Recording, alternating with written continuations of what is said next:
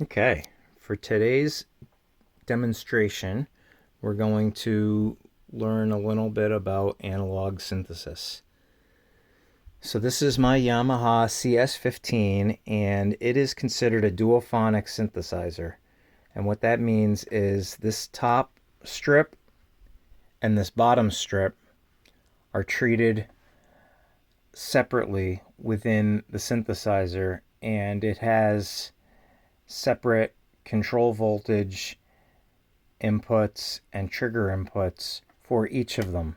So you could have one or both of them controlled by external devices, or you could have one of them controlled by an external device and have the other one left to be played with.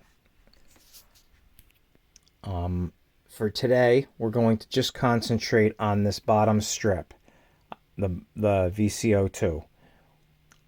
We have VCO1 turned down. So the way it sounds, the way it is, just this basic setting.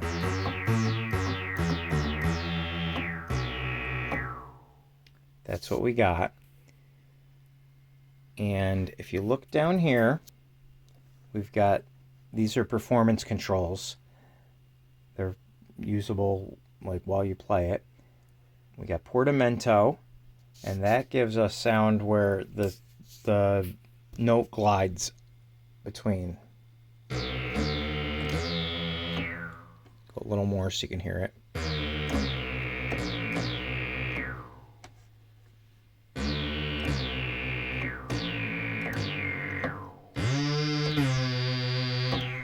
And you can turn it like way up and get like a dive bomb type effect. That's kind of cool.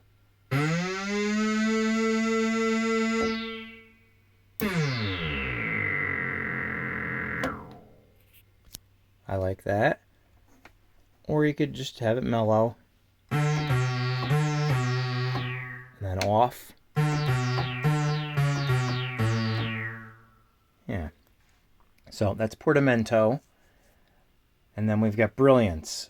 What brilliance is it's just a control for your cutoff. So here's what that sounds like. And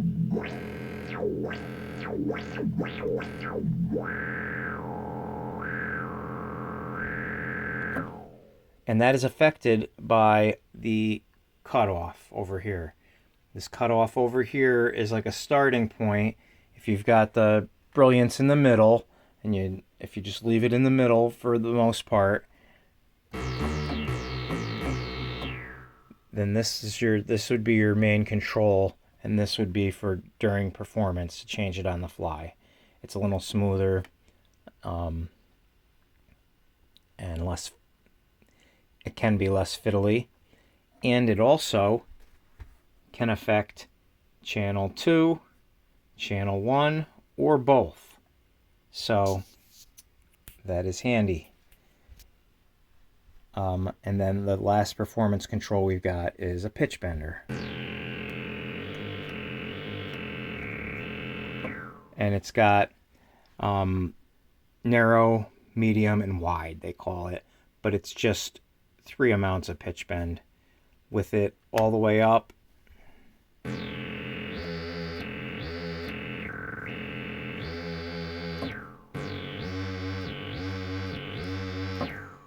the middle, and then when it's on narrow, it's only moving like one note over.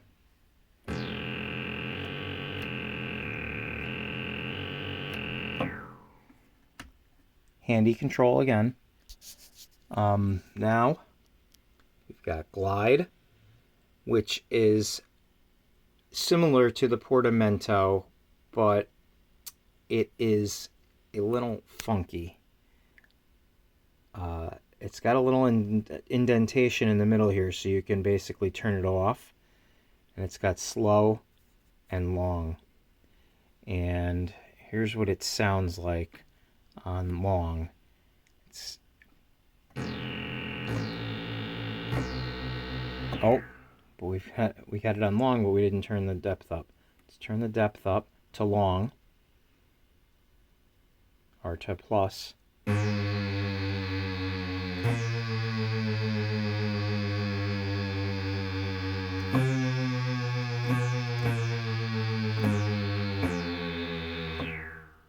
And negative.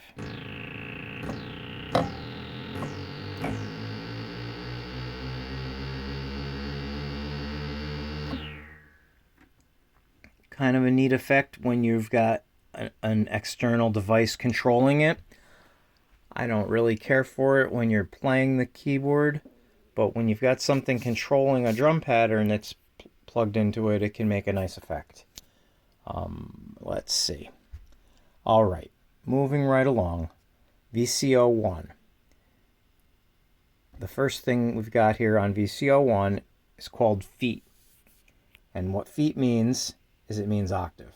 That's the word for octave for some reason.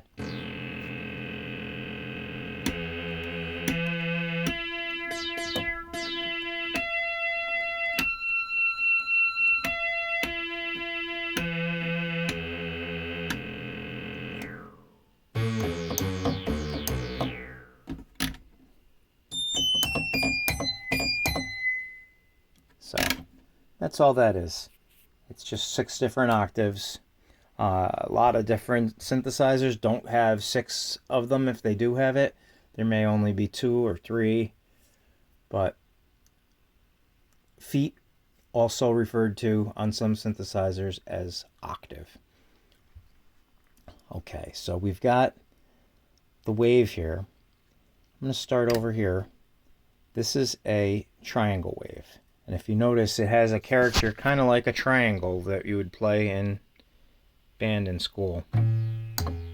Oh, let's turn the feet up so you can hear.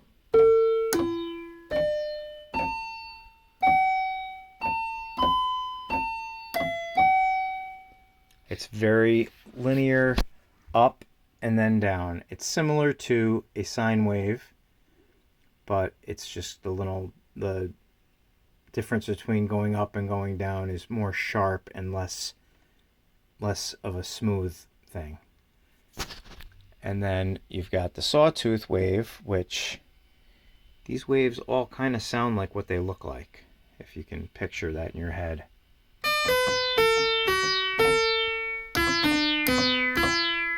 Hear how that's sharper because it comes up immediately and then comes down and then comes all the way back up immediately, and it's sharper like a saw. So that's a saw wave, and then the gem is the pulse wave, and a pulse wave is just on off, on off, on off. So and we've got this synthesizer does from 50 to 90%. Many synthesizers,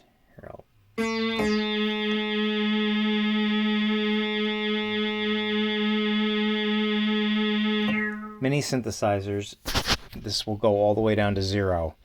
And when you turn it down to 0, you're not going to hear anything because it's all off, no on. However, on those synthesizers, generally the reason that they do that is because the channel will be shared with an external input, and the only way to make the synthesizer be quiet and just hear the external input is to turn that down to 0, and then that basically cuts the voice off, which is handy. But this synthesizer does not need that trick because it has its own separate input up there for the external, and you can send the external over to the top filter and then send VCO1. See, it'll come down here, and you can use the second filter for it. So and the second VCA thereby. So you don't need on this one that trick.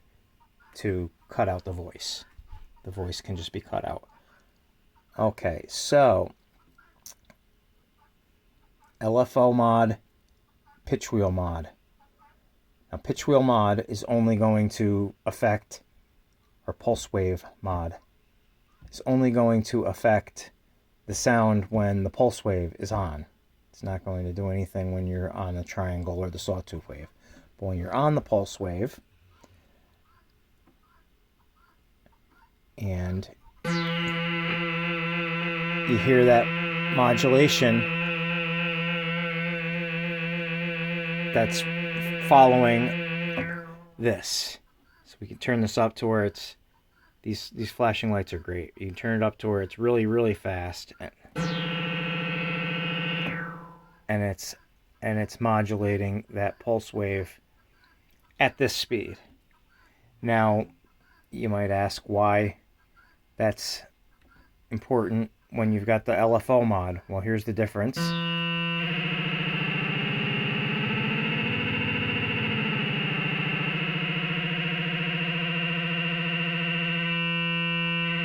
There's a spot where they sound kind of similar. However, what we've got here on the LFO, we've got the sine wave, we've got a sawtooth wave, and we've got what's called sample and hold, which is kind of like a premium feature. Not all synthesizers have it. Usually they're expensive if they have it. And that will sync it's going to use this speed, but it will also kind of sync the little pseudo arpeggiator to whatever's coming in the trigger for the external. So here is the LFO with it modulating the voltage control oscillator. See, it's playing like almost a little pattern. Now, we're going to turn that down, and now you'll hear the difference with the pulse wave modulation. It's just going to be based on this flashing. It's not going to have that little arpeggiating pattern.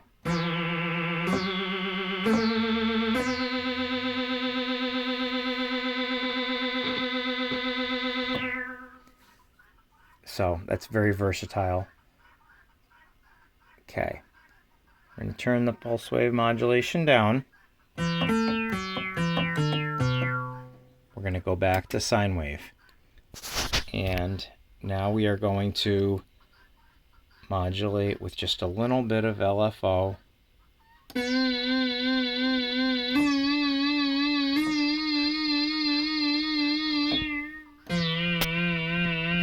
And I'm going to turn the speed up.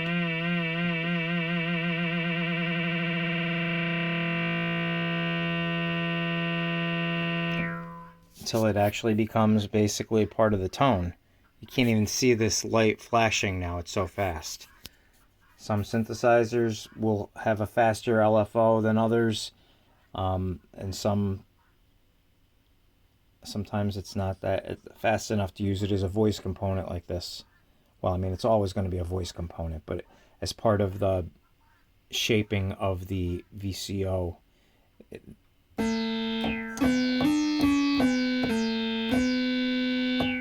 and it has a sound almost like a horn here at this point. Okay, so we're going to turn this back down to... Okay, and turn it down here. Alright, we're pretty much back at a baseline again. Okay, so we're moving over here. The mixer just basically, like I said, this lets the VCO into this filter, VCO1 into this filter if you wanted to. That's some synthesizers have that feature, but it's not super common. Okay, so now listening to the cutoff.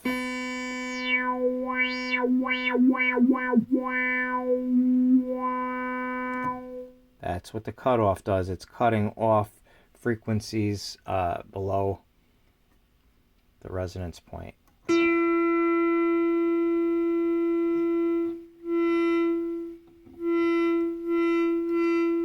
you can get a lot of different sounds and tones with these.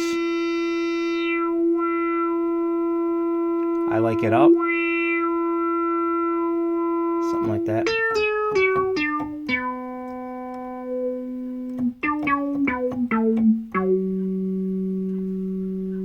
Tons of tones available with that.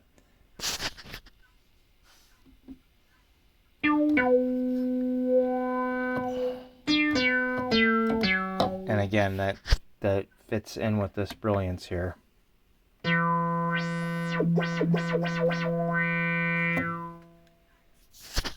Okay, so cutoff, resonance, now LFO mod. Now we're going to use this flashing here to open and close the cutoff. You're basically, this light, well, the LFO, but you can think of it as this light flashing is going to turn this knob. So, but only with the LFO mod on, of course. And this is the amount.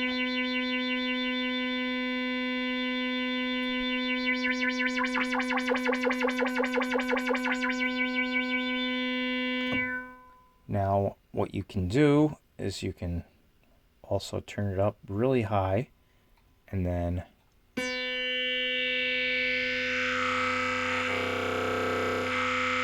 it opens and closes it so fast it just makes it not even sound like a filter opening and closing. It's just some cool sound.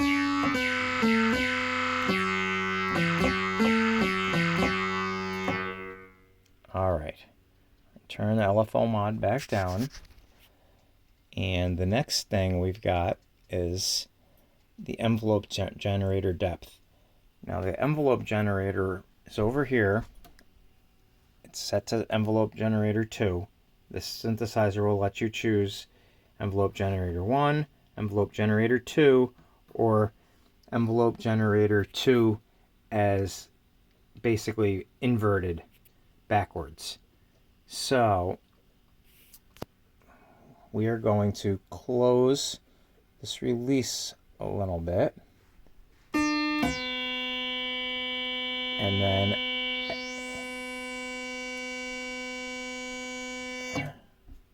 slow this down so you can actually hear it. And now what if we open this up?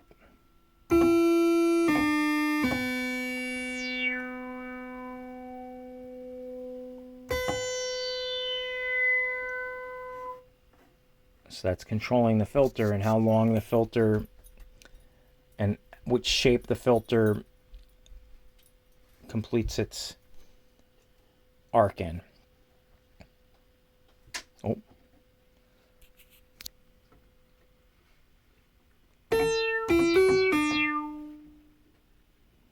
Very cool sound. I'm going to turn it down though.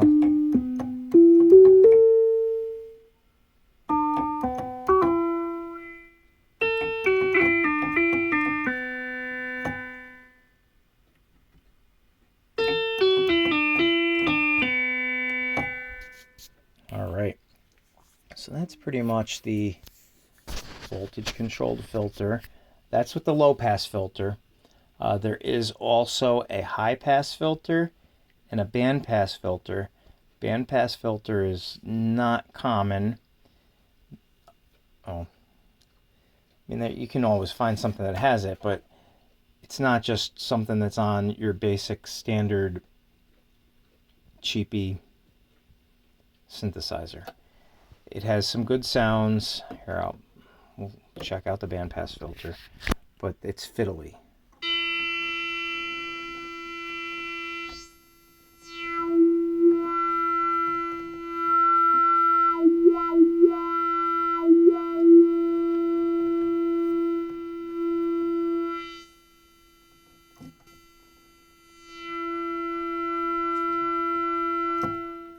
low pass filter is your classic filter.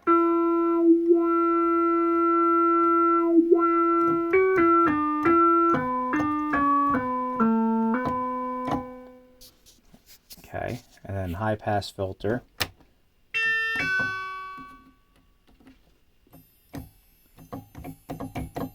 It's only letting some highs through. I don't even know if you can hear them.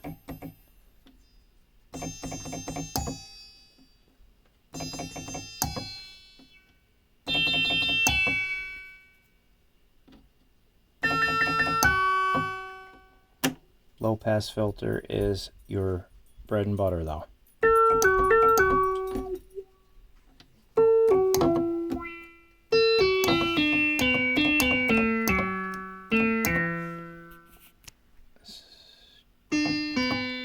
Okay, so that is your voltage control filter. Now, the next section is going to be your voltage control amplifier. And that is exactly what it sounds like. It just controls the amplitude or the volume. This synthesizer has what's called an initial level, and that will basically just make the note never go away.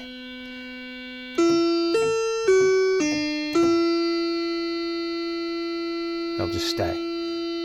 So what I do with this, I turn it down until it goes away. Some synthesizers do not have that. A lot of them don't have that. But this does, and that's how it works.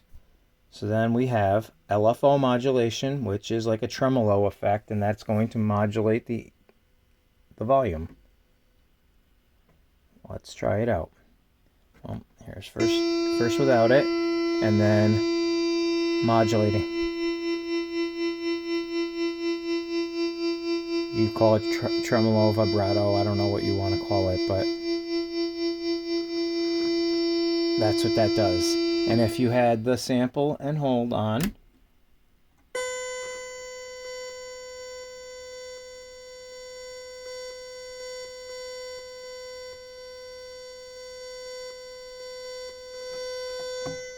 not quite as pronounced as when you're using it with the voltage control oscillator. It's not as much of an arpeggiator, but it'd be very useful if you had an external device controlling the synth and you wanted to get some different effects on the sound that was coming into it.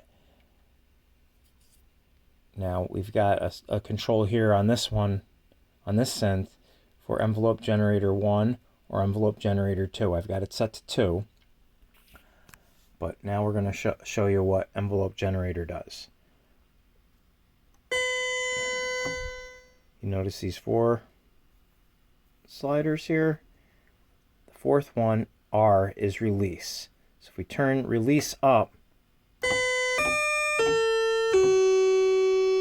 then this is how long it takes for the sound to fade away. So we turn it down way low.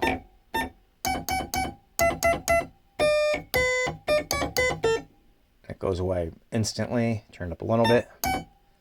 Turn it up a little more. And yeah, that's basically release. Attack is how long it takes for the sound to build up. Turn up high. Turn up real high.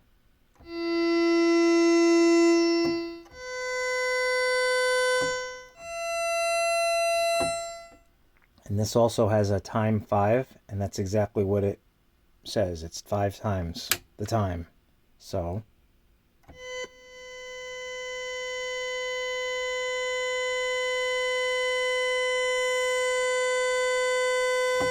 takes a real long time for it to build up with that. And the times 5 will also work on the release. If I hit it way up, it'll stay for a real long time. It's an alternative to the initial level that does fade out. It will fade out here. We don't want to wait. So we go back to normal. Put it up a little bit. And yeah, that is our envelope generator. What else? I think that's just about it for today.